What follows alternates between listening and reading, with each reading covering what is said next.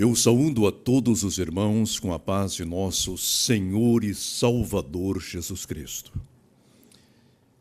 Lembro-me agora de dois fatos muito importantes em minha vida relacionados aos livros. Eu deveria ter entre 13, 14 e 15 anos quando visitei pela primeira vez em minha vida uma biblioteca. Que biblioteca bonita! Que lugar encantador! Não era uma biblioteca muito grande, com dezenas ou centenas de milhares de livros, mas era uma biblioteca muito bonita. Ficava na cidade onde eu fui criado, São Bernardo do Campo. E chegando ali, vi o nome daquele depósito de livros. Porque biblioteca significa em grego exatamente isso: depósito ou lugar onde são organizados os livros. Biblioteca Pública de São Bernardo do Campo, Monteiro Lobato.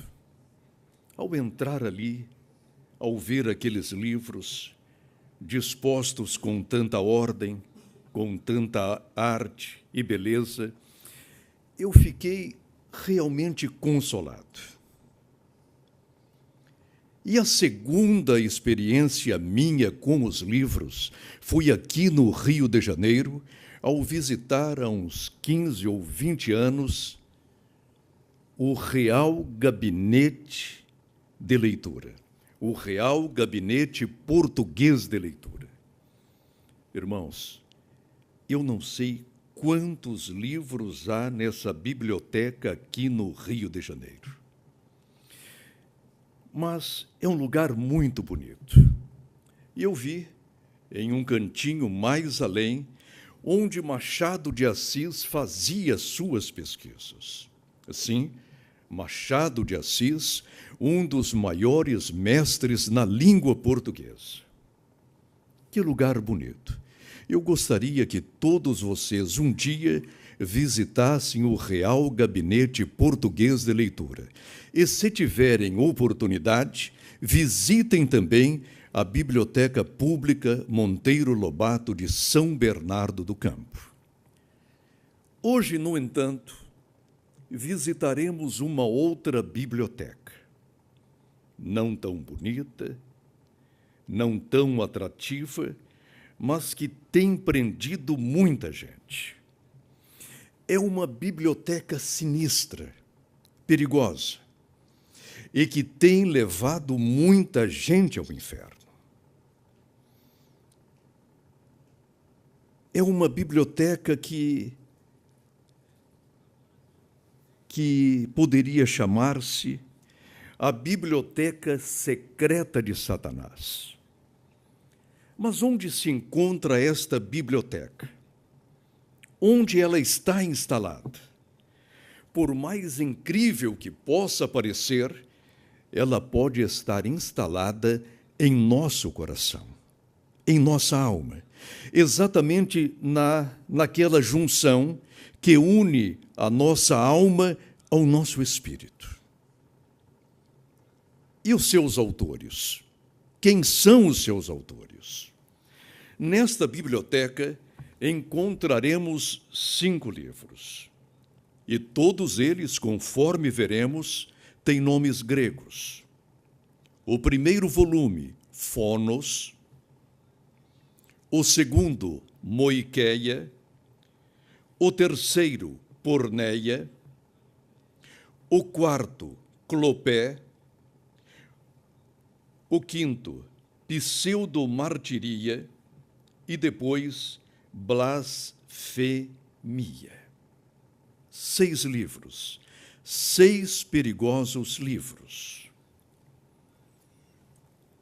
Agora, sabemos que um só é o inspirador de todos estes volumes perigosíssimos que, como já lhes disse, têm levado muita gente ao inferno. Mas e os seus escritores? Surpreendemo-nos, às vezes, a escrever um desses livros. Às vezes, nós próprios, servos de Deus, começamos a escrever e a fazer narrativas e enredos perigosos para a nossa própria alma. A biblioteca secreta de Satanás, muitas vezes, instala-se em nosso coração e não o percebemos. Eu chamo a vossa atenção para o livro de Mateus, capítulo 15 e versículo 19.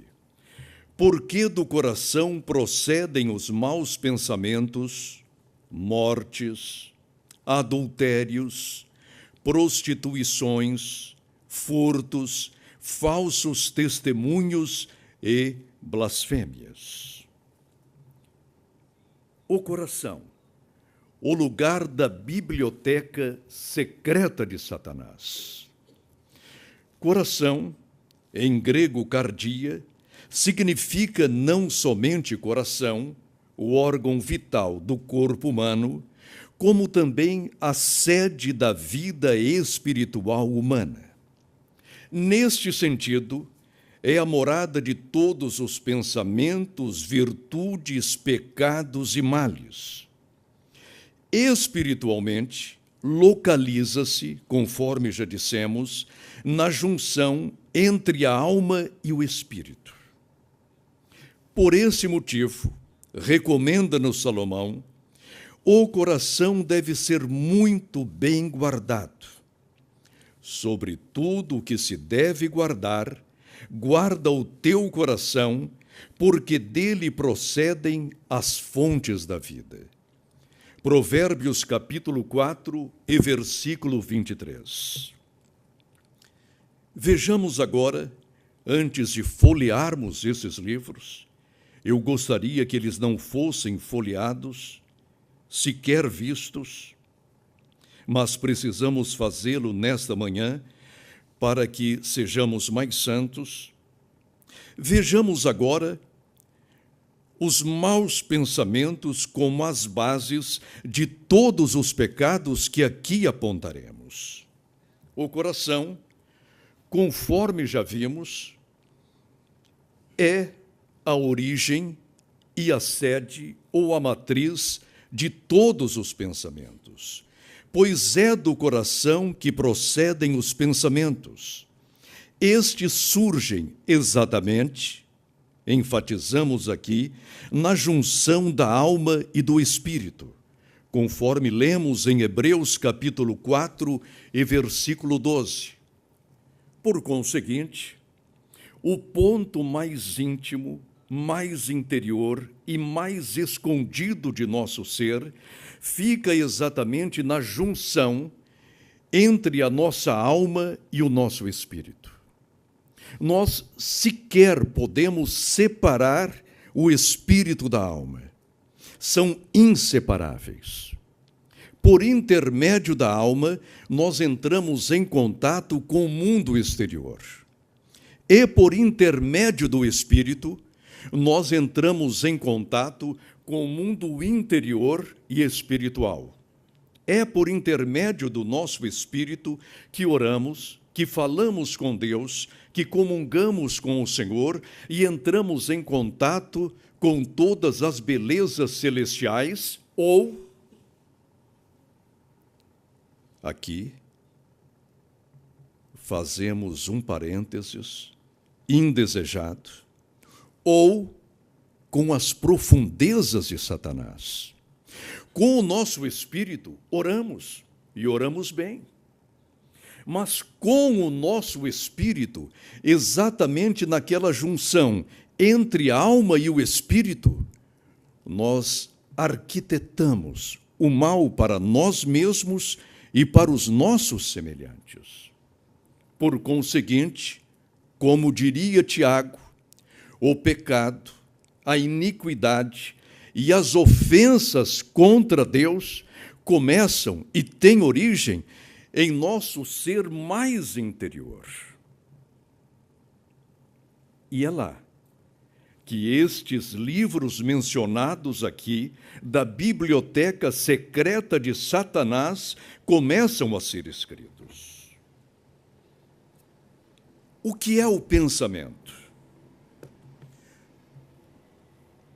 No grego original, o termo dialogismos, ou pensamentos, significa, entre outras coisas, razão, imaginação, disputa, desenho e, finalmente, deliberação. Quando nós pensamos, discutimos com nós mesmos.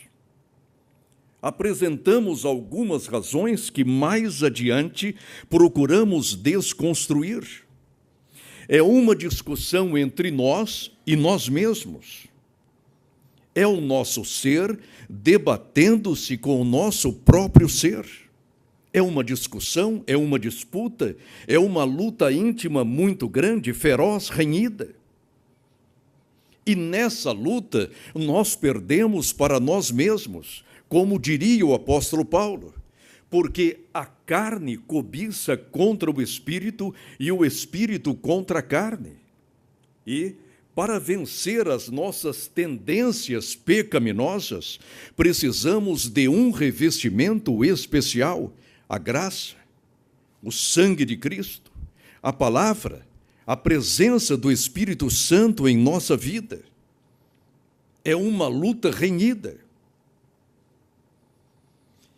E exatamente lá, em nosso interior mais interior, em nossa interioridade, é que os maus pensamentos e enredos e narrativas e novelas perigosas começam. Maus pensamentos. Aqui nós temos a palavra grega poneros. Este termo significa mal, pecado, iniquidade, ofensa. E ofensa já cristalizada contra Deus. Agora, preparemo-nos para abrir, com a licença dos senhores. Não se atemorizem, mas precisamos abrir aqui o primeiro livro desta biblioteca de Satanás, que alguns de nós, às vezes, começou a escrever, e alguns estão escrevendo, e outros já chegaram ou estão chegando ao seu epílogo. O primeiro livro de Satanás chama-se Fonos.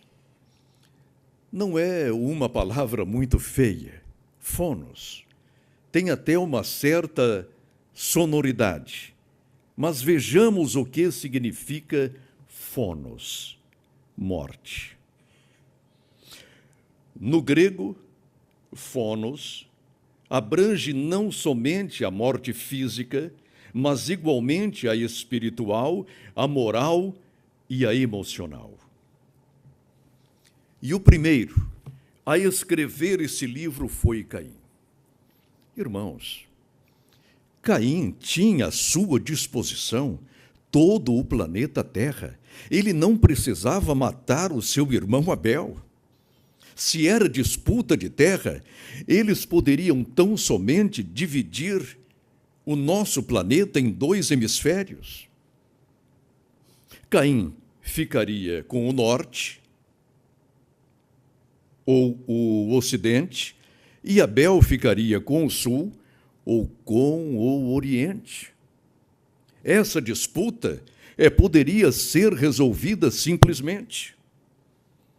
Todavia, Caim começou a escrever esse livro porque ele tinha inveja. Ele tinha inveja da comunhão que o seu irmão tinha para com Deus. Ele não suportava o êxito espiritual de Abel. E ele começou a elaborar uma narrativa para destruir o seu irmão. E o seu livro, dessa forma, começou a ser escrito. Primeiro, a dedicatória. Ele dedica o seu livro a Satanás, o primeiro homicida, de acordo com o próprio Cristo. Porque Satanás, sendo homicida e mentiroso, jamais se firmou na verdade. É alguém que odeia a vida. E observem, naquele tempo, não havia pena, não havia estojo de escriba, não havia pergaminho, não havia papiro, não havia sequer os instrumentos básicos para se encadernar o livro. Mas lá estava Caim escrevendo seu livro, que tinha um título pomposo: Fonos, Mortes. Observem que todos esses pecados estão no plural, mortes. E Caim, no mais íntimo de seu ser, começou a escrever a morte de seu irmão, até que ela, saltando do epílogo, do último capítulo, tornou-se realidade. E quantas vezes nós, cristalizando um ódio ou contra o pai, ou contra a mãe, ou contra um irmão, ou contra um companheiro de trabalho, ou contra o chefe, ou contra o seu gerente, não vai escrevendo a narrativa da morte dessa pessoa. Ah, se eu pudesse destruí-la, se eu pudesse matá-la, se eu pudesse tirar-lhe a vida agora, se isso me fosse possível. E você, dessa forma, vai escrevendo o seu livro. Primeiro, a dedicatória. Depois, as apresentações, a ficha catalográfica. Em seguida, a introdução. Depois, os primeiros capítulos. E, finalmente, você mentalmente, espiritualmente, você concretiza a morte dessa pessoa. Pronto.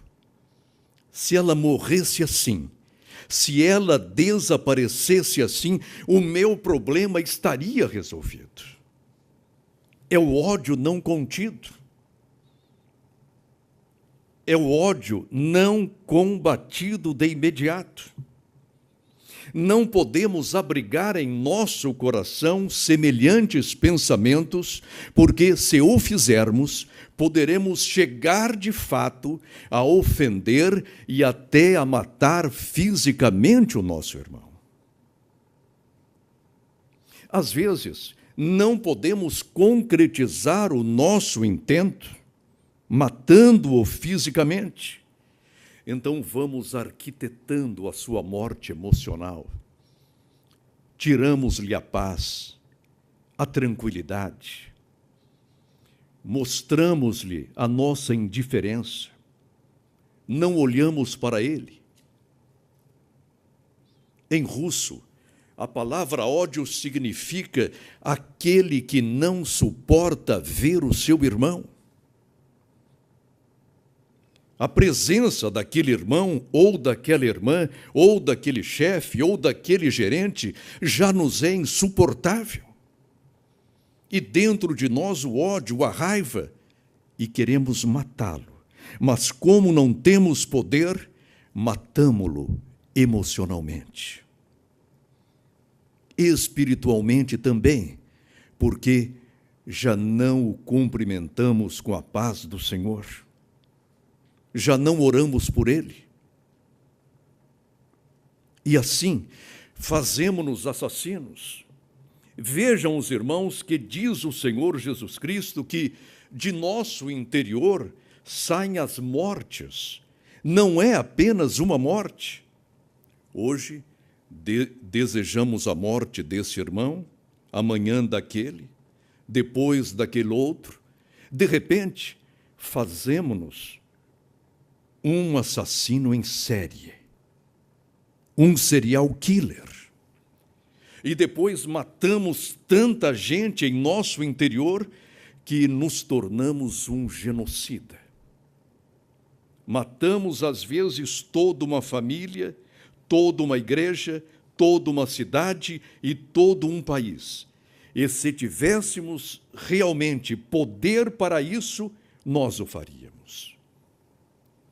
Então, potencialmente, às vezes somos um Nero, um Calígula, um Stalin ou um Hitler. Por esse motivo, nessa manhã, o Senhor Jesus quer que limpemos todo o nosso coração e saiamos daqui sem odiar quem quer que seja. Os nossos corações terão de sair limpos daqui. Amaremos a todos, mesmo aqueles que não nos amem. A nossa obrigação é amar. Abramos agora o segundo livro de Satanás.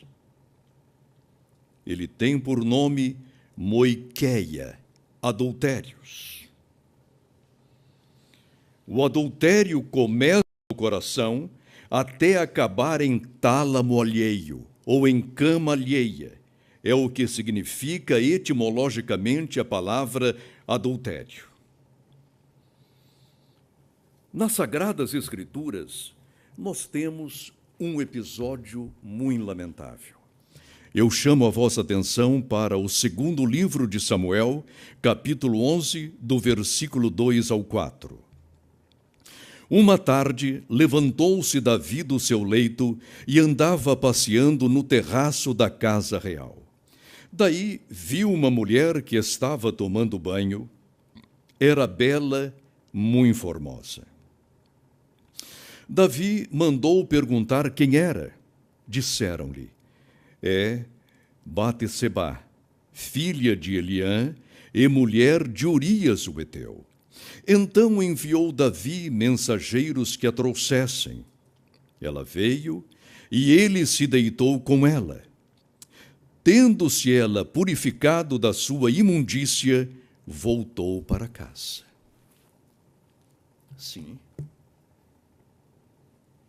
Davi escreveu esse livro, que tem por título Moiqueia, adultério, adultérios, pecados duplos e múltiplos. Mas como pode Davi escrever um livro com este título? Ele que era o suave salmista, profeta de Deus e escritor sagrado. Como aquelas mãos que escreveram o Salmo 23, escrevem agora um livro chamado Moiqueia.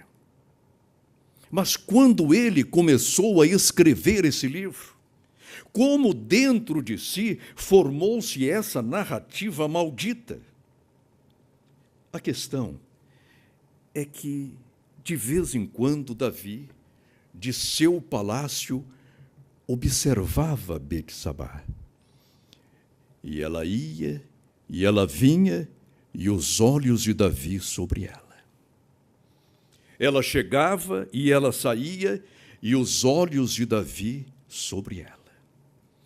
E Davi, pensando ser todo-poderoso, porquanto o rei de Israel, não guardou o seu coração, não fez um concerto com os seus olhos, como fizera Jó, e deixou-se seduzir por aquela mulher. E dentro de si, na junção de sua alma com o seu espírito, começou a enredar uma novela, uma narrativa. Algo romântico, bonito, como vemos hoje em muitos filmes e novelas. Só que nas novelas e nos filmes dá tudo certo.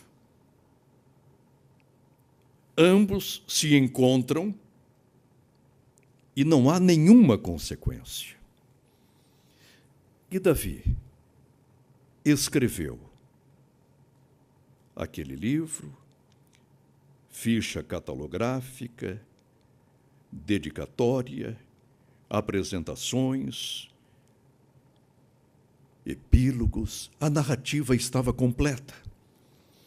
E certa tarde, arquitetando ele, sozinho, porque mandara os homens para a guerra, inclusive o esposo daquela mulher, e ele levantou-se, estava fazendo a sesta, dormiu após o almoço, estava forte, bem disposto, e viu aquela mulher tomando banho.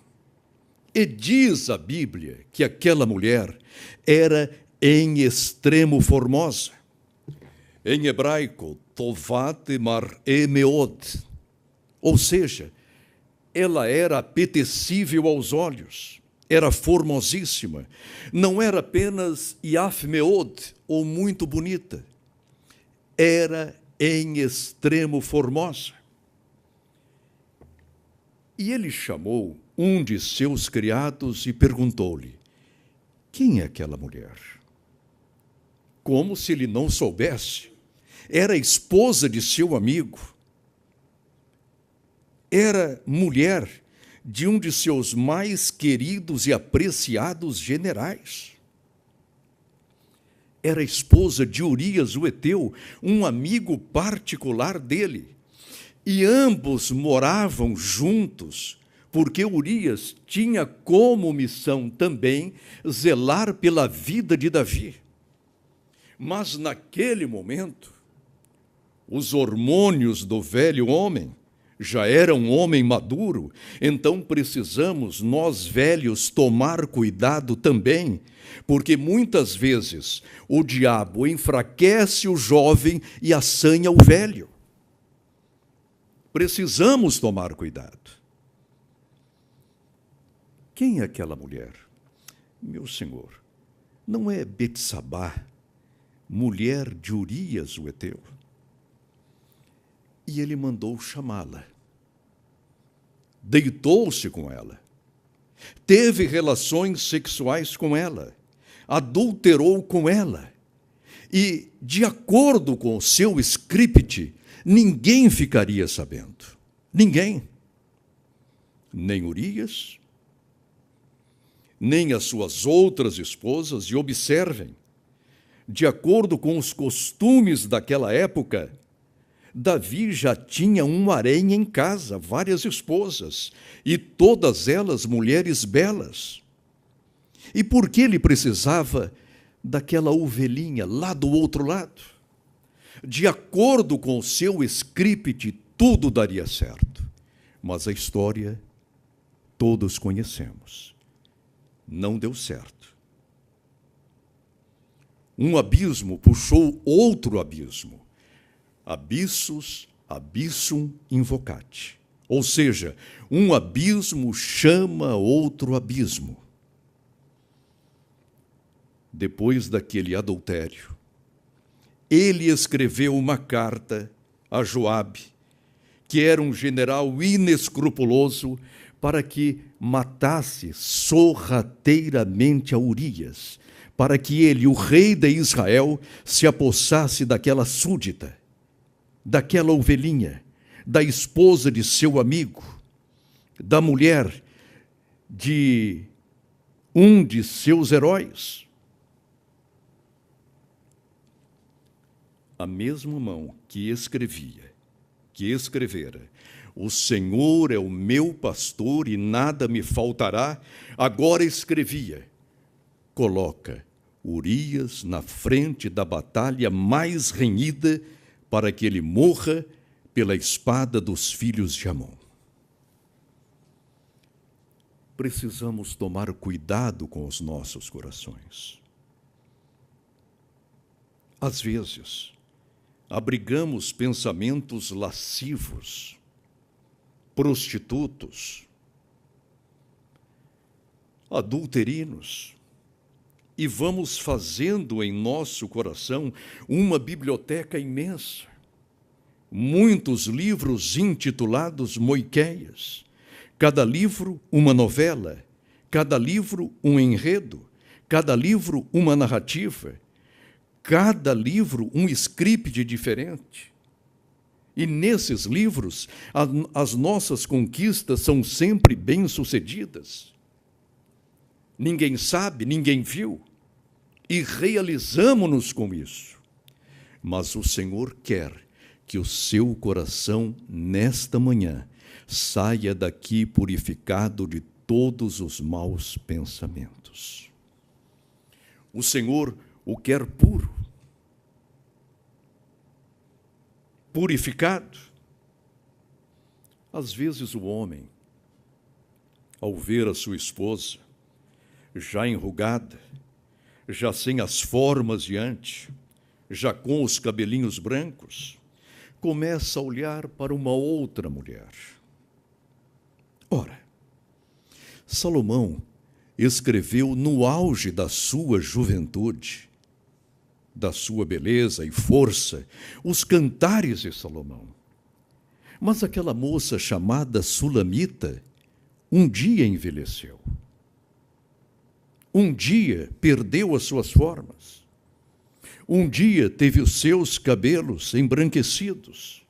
Mas recomendava a Salomão que os cantares em nossa vida conjugal prolonguem-se até que a morte nos separe. Ou seja, devemos encantar-nos com as nossas esposas sempre, mesmo quando envelhecidas. Abramos agora o terceiro livro de Satanás. Por favor, não os levem para casa. Depois desse sermão, joguem-nos no lixo. O terceiro livro de Satanás, Porneia. Vejamos aqui a narrativa perigosa de Amon, o mais notório prostituto da história sagrada. Angustiou-se Amnon por Tamar, sua irmã, sua meia-irmã, a ponto de adoecer, pois, sendo ela virgem, parecia-lhe impossível fazer alguma coisa. Segundo Samuel, capítulo 12 e versículo 2. Naquele tempo era muito comum um homem, por se casar com várias mulheres, gerar dentro de sua família esses conflitos. Abraão, por exemplo, casara-se com a sua meia-irmã Sara. Mas nesse caso aqui, esses dois meios-irmãos, Amnon e Tamar, geraram um conflito muito grave na família de Davi. Amnon observou a sua irmã Tamar. Segundo a Bíblia, ela era belíssima. E ele, lascivamente, adoeceu por causa dela. Queria possuí-la. E ele começou a arquitetar, a escrever um livro chamado Porneia, ou Prostituição, para deitar-se com a sua meia-irmã. Mas ele enxergava algumas dificuldades. Em primeiro lugar, ela era filha do rei, e uma das filhas prediletas de Davi. Em segundo lugar, era uma moça virgem, sem experiência sexual, e isto para Amnon, um prostituto já notório, podemos inferir dessa forma a sua biografia. Para Amnon, havia uma dificuldade para seduzir aquela moça. Por quê? Porque ela era uma moça pura. Era uma moça sem experiência sexual, que estava se guardando para o seu esposo. Mas, mesmo assim, Amnon começou a escrever o seu livro, a compor a sua narrativa, para seduzir a sua meia-irmã. Mas ele tinha dificuldades com esse enredo. Por esse motivo, um primo seu ajudou a escrever esse livro em coautoria. Nesses momentos, o próprio Satanás manda alguém para que nos ajude a escrever a nossa própria ruína o nosso próprio pecado e a nossa própria separação de Deus. E a narrativa estava pronta, completa. Aminon, já doente da alma, agora finge-se também doente do corpo. E pede para o seu pai enviar-lhe Tamar para que fizesse alguns bolinhos para ele. Vejam os irmãos agora. Aqueles bolinhos tinham uma forma de coração. Era algo próprio para ser dado entre esposos e, quando muito, noivos. Era algo íntimo, bastante íntimo. E aquela menina, aquela moça tão linda, foi imprudente. Era o seu irmão, mas ela deveria conhecer o caráter de Aminon e descuidou-se, ficou sozinha com ele. Fez-lhe aqueles bolinhos. Ou seja, deu-lhe a entender que o caminho estava aberto para a sua sedução, para os intentos de Aminon.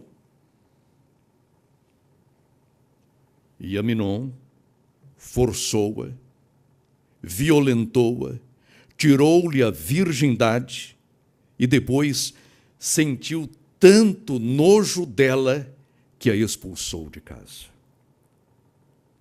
As jovens precisam tomar muito cuidado com esses homens.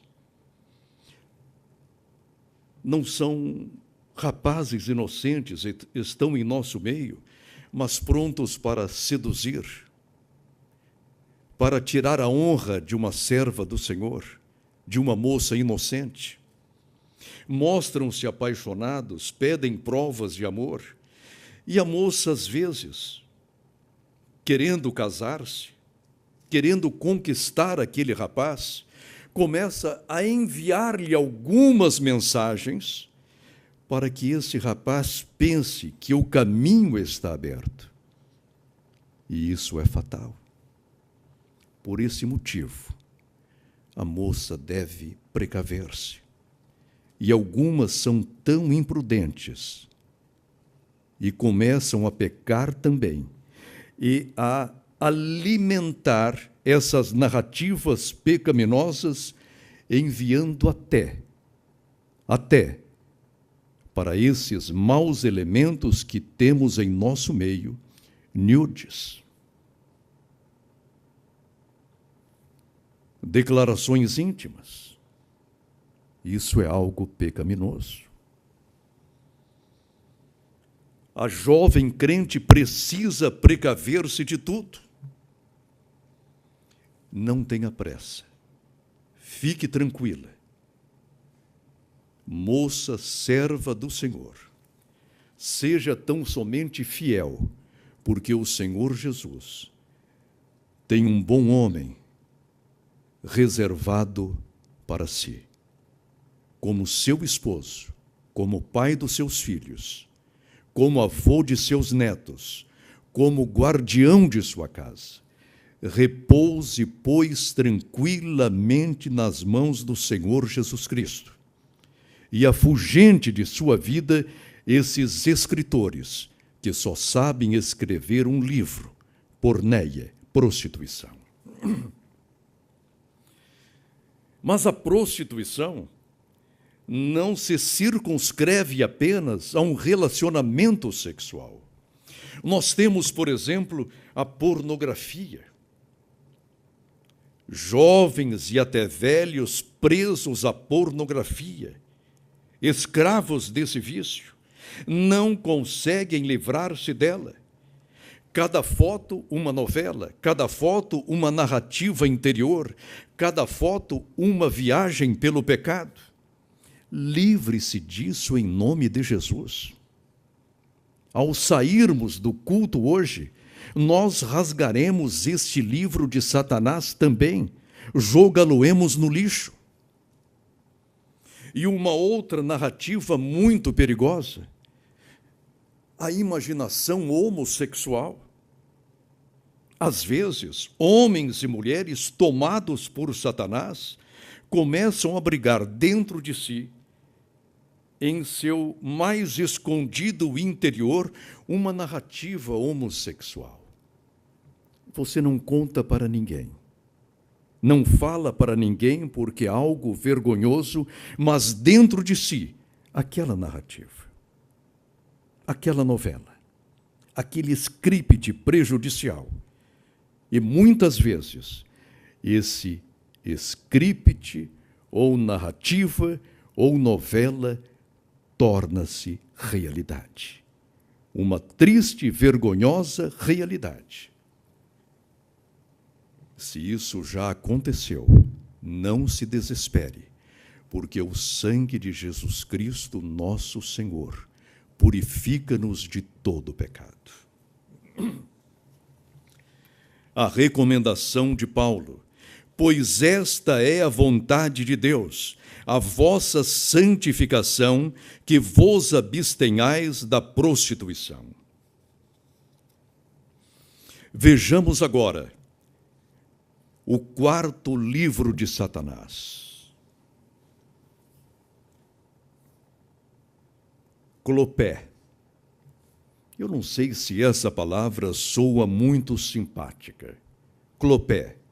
Eu não sei se tem alguém escrevendo esse tipo de livro, mas pode levar ao inferno. Clopé significa furtos, roubos. É o roubo que não parece nem roubo nem assalto. Parece, às vezes, tino profissional. E o mais notório ladrão da história sagrada chamava-se Judas Iscariotes. Isto disse ele, não porque tivesse cuidado dos pobres, mas porque era ladrão e, tendo a bolsa, tirava o que nela se lançava. João capítulo 12 e versículo 6. É claro que, aqui, ninguém se aventuraria, por exemplo, a pegar uma arma e a sair por essa rua ou por aquela a assaltar alguém. Isto é um assalto. É algo chocante. Precisa-se ter muita coragem ou ser muito usado por Satanás para assaltar alguém. Mas, às vezes, a pessoa se encoraja a furtar, a roubar, sem ninguém o perceber. Furtamos pequenas coisas porque estas coisas pequenas não farão falta a ninguém.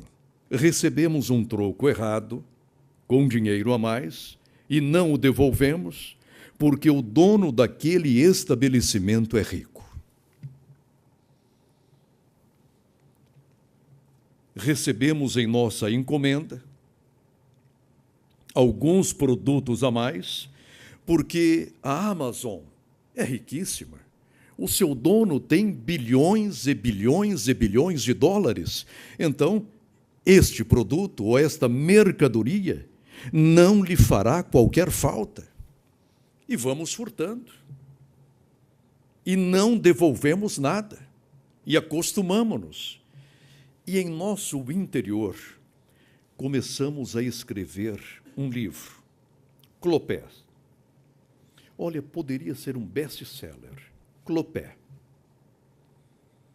E vem a narrativa, e vai a narrativa, como eu posso obter mais vantagens, como posso furtar e roubar. Assaltar, não. Eu preciso de uma arma e não tenho tanta coragem para isso.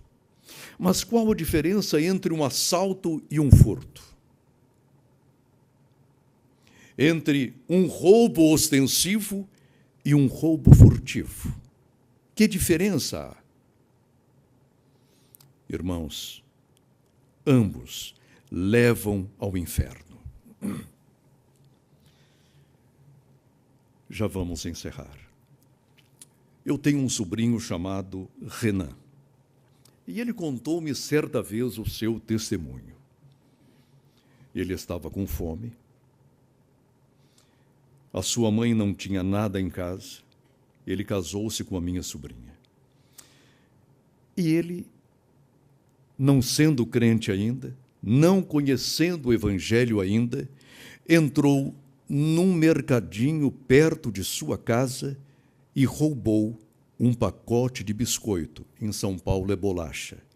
Um pacote de biscoito. Depois que ele devorou aquele biscoito, ele foi tomado por um temor tão grande e pensou: agora vou para o inferno. Não há mais solução para a minha vida. Eu perdi a minha alma. E naquele desespero todo, ele veio a conhecer o Senhor Jesus Cristo. Aceitou o Filho de Deus como seu Salvador, firmou-se. Aí ele disse: eu quero devolver aquele pacote de biscoito.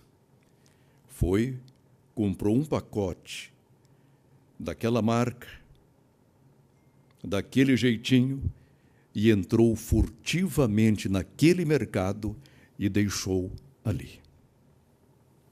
Irmãos, tomemos cuidado com os furtos. Em nossas declarações pessoais, em nosso imposto de renda, vamos colocar exatamente o que é. Não vamos maquiar nada. Não, mas é ruim.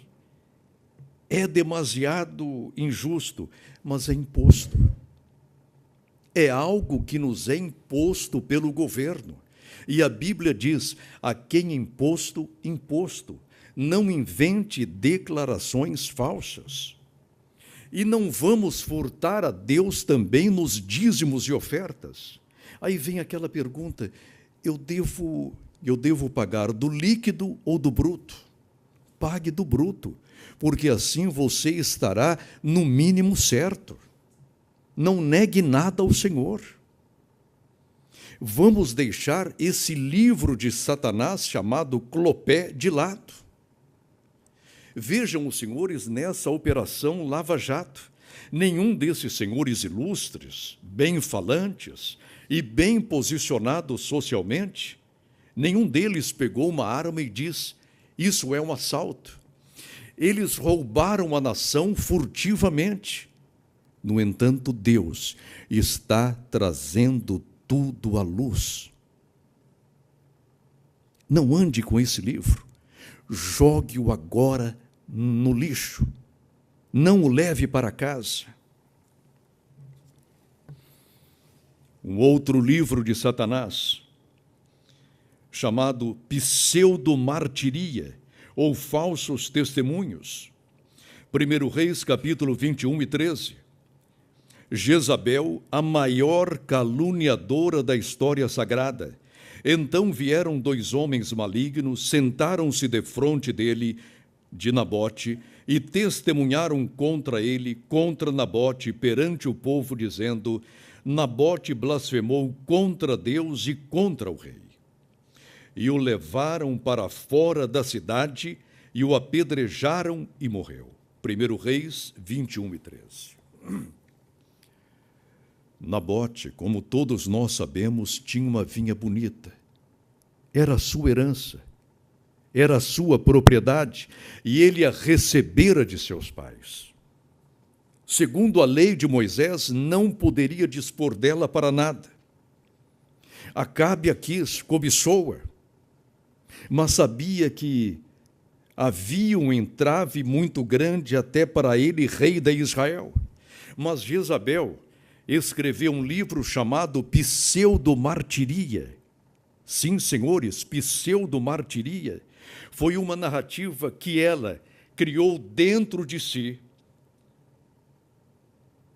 em seu coração, para apossar-se da vinha de Nabote. Ela criou um falso testemunho. E quantas vezes, em nosso local de trabalho, não criamos um falso testemunho, um pseudo-martiria, para que o nosso colega não prospere, não vá adiante, não ascenda a esta ou aquela posição. Quantas vezes não criamos uma narrativa interior para alterar a biografia de um homem ou de uma mulher, ou mesmo de uma criança, porque temos inveja dela? Não lhe suportamos o êxito, o sucesso. Não podemos sequer ver-lhe as bênçãos. Queremos prejudicá-la. Mas saiba de uma coisa, que as bênçãos que o Senhor preparou para este irmão, para aquela irmã, para aquele senhor ou para aquela criança, não sairão de suas mãos. Hoje você pode até prejudicar este irmão ou aquela irmã com uma pseudo-martiria, mas o Senhor, lá na frente, pegá-lo-á. O Senhor não o deixará impune. Muito cuidado com isso. Chega de falsos testemunhos e mentiras entre o povo de Deus. Você quer crescer profissionalmente? Cresça pelos seus próprios méritos. Estude. Estude. E não fique aqui e ali a criar narrativas ou a fazer notas de rodapé na biografia de seus irmãos para prejudicá-lo. O Senhor o desmascarará mais cedo ou mais tarde. Muito cuidado com isso. Finalmente, irmãos, passamos da hora. Finalmente, o último livro. Ainda bem que Satanás só escreveu 5. O Anticristo, esse quinto e último livro, chama-se Blasfemia ou Blasfêmias. Foi-lhe dada uma boca que proferia arrogâncias e blasfêmias e autoridade para agir 42 meses, e abriu a boca em blasfêmia contra Deus, para lhe difamar o nome e difamar o tabernáculo, a saber, os que habitam no céu. Apocalipse, capítulo 13, versículos 5 e 6. Os irmãos observaram. Primeiro livro, Fonos, mortes. O segundo, Moiqueia, adultérios, sempre no plural. Porneia, prostituição ou prostituições, plural também. Depois, pseudo-martiria, clopé e, finalmente, blasfêmias. Aí, depois de todos esses livros, depois de você escrever todos esses livros, Satanás inspira-o a escrever a sua obra-prima. Blasfêmias contra Deus. Você agora já está tão traspassado, a sua consciência está tão cauterizada, que você já blasfema do Senhor. É um pecado teológico. O pecado começou na carne e agora termina no seu próprio espírito. E você está blasfemando contra Deus. Está falando coisas contra o Senhor, contra a sua igreja, contra os céus e contra os que habitam no céu. É o que fará o anticristo no período da 70ª semana de Daniel. Vamos sair desta biblioteca de Satanás? Fiquemos em pé. Os irmãos querem sair dessa biblioteca de Satanás? Vamos jogar esses livros fora? Vamos? Agora nós vamos entrar na biblioteca de Deus. Por favor, abram comigo Filipenses capítulo 4, 8 e 9.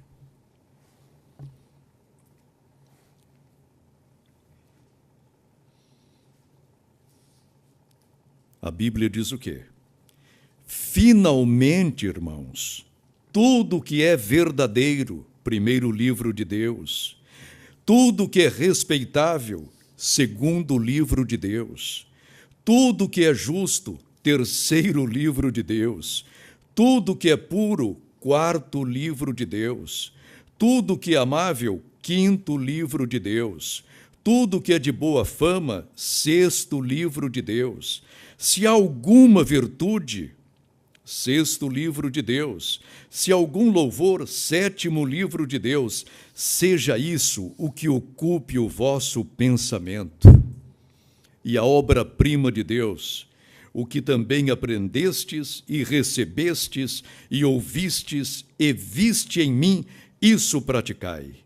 E agora, o livro dos livros, e o Deus de paz será convosco. Vamos jogar os livros de Satanás na lata do lixo e vamos entrar na biblioteca de Deus.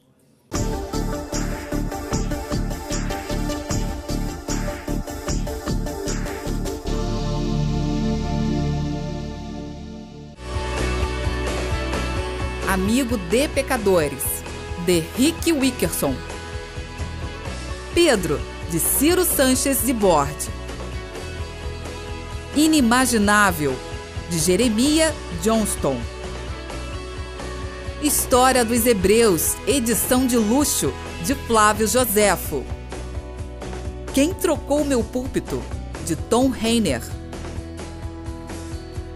Bíblia de Estudo da Mulher Cristã. Exegese? Para quê? De Gordon Fee. Tornando-se uma igreja acolhedora, de Tom Rainer. Eu sou membro de igreja, de Tom Rainer. CPAD, tudo isso e muito mais.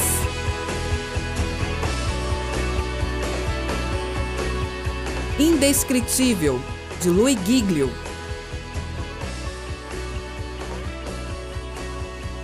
Estevão, de Ciro Sanches Zibord. Entre a Fé e a Política, de Valmir Nascimento.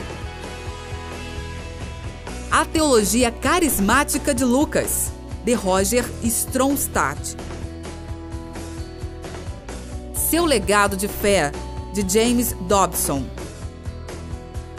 Revestidos de Poder, de Gutierrez Fernandes Siqueira. Bíblia Histórias para Meninas Corajosas. Bíblia História para Meninos Corajosos. Além da Tempestade, novo CD de Lília Paz. CPAD, tudo isso e muito mais.